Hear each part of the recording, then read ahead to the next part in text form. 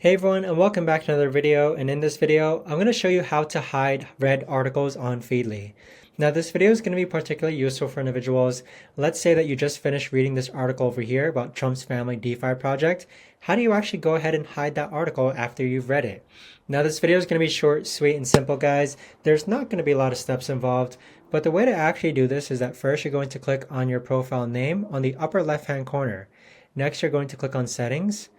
Now from here, you want to click on General, which is this box here. So afterwards, you want to scroll all the way down to where it says Hide Read Articles. So notice how that there's a tooltip here that reads, Control if Feedly shows or hides articles after you have had the chance to mark them as read. You can override it for each feed and board. So if you want to hide read articles, you want to set this to hide. But if you still want to continue to show read articles, you can set it to show.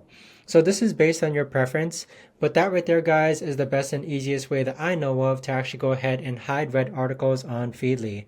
If you guys know of a better or easier way to actually do this, let me know in the comments down below. I would love to know. Thanks so much for watching, everyone, and I'll see you guys all in the next video.